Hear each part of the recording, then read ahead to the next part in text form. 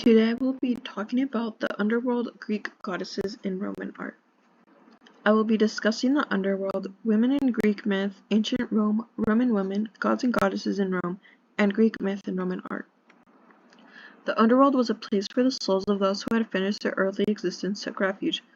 The underworld came to be thought of as a place of justice where each received exactly what he deserved. After they had been examined and judgment pronounced, the souls of the dead were either cast into Tartarus or conducted to the Elysian fields. Tartarus was for those who had committed crimes against the gods. The most notorious prisoners were the Titans and the giant Tityus. Elysium was at first reserved for the children of the gods, but later opened to the favorites of the Olympians and the souls of the just. Hecate is best treated as a divinity of the underworld. Although she was originally a moon goddess, she presided over purifications and expiations. She was the goddess of enchantments and magic charms. She sent demons to earth to torment men. During the war with the giants, she was an ally of Zeus. She would appear at night accompanied by her group of infernal dogs. The places that she haunted most frequently were crossroads, spots near tombs, or the scenes of crimes. Thus, at crossroads her image could be found, either through columns or statues of the goddess with three faces. Nemesis was responsible for seeing that order was maintained. She personified a moral idea, and she was also called the Inevitable. There were two main courses of female existence: celibacy or involvement with males and child rearing. Virginity offered freedom to goddesses. Virgin goddesses who remained fixed in one place were guaranteed protection and honor by Zeus. Other goddesses who had been wives or lovers of gods could gain power temporarily by withdrawing from the males and withholding something essential to man or to the gods. Although the virgin goddesses were worshipped for their power over many aspects of human life, they acted only within limits defined by Zeus and with his approval, or with the cooperation of another god. Zeus honors the virgin goddess Hecate above all others and gave her shining gifts. He permits her to help or hinder kings and fishermen. Ancient Rome was a melting pot. It adapted artistic influences from other Mediterranean cultures, such as Greek culture. Greek art had a powerful influence on Roman practice. Rome adapted much of Greece's cultural and artistic heritage. Two of the most important Roman deities were women, Juno and Minerva. Some of the most important people in ancient Rome were the Vestal Virgins. Romans paid allegiance to the gods in public spaces and in private homes.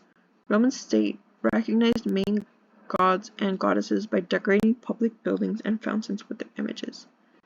Gods and goddesses of Greek culture significantly influenced the development of Roman deities and mythology. Romans adopted many aspects of Greek culture, adapting them slightly to suit their own needs.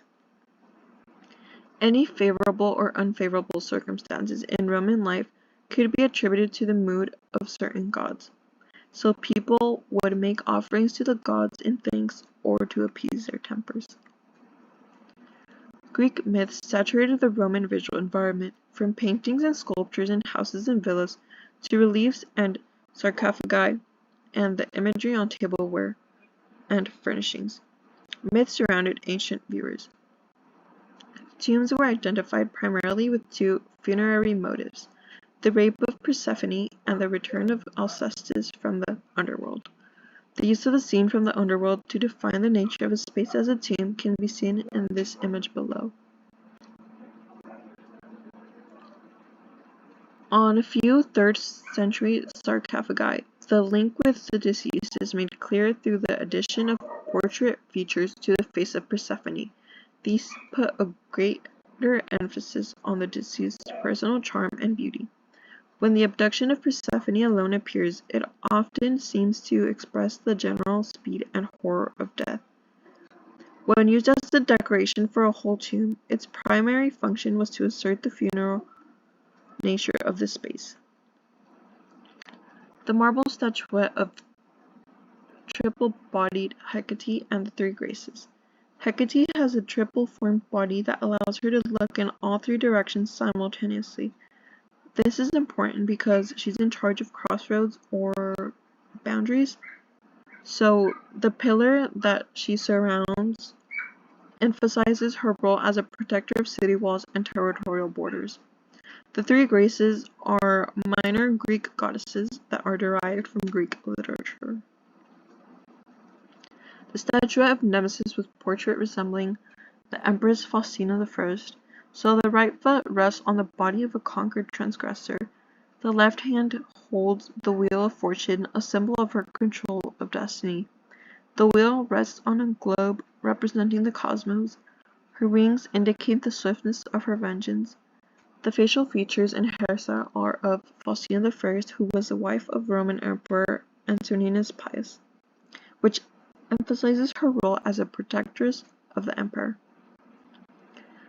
Members of the imperial family and other wealthy high-status Romans often chose to have themselves depicted in the guise of gods or mythological figures. This statuette was probably displayed in a shrine dedicated to the worship of the Roman emperor. And these are my works cited. Thank you.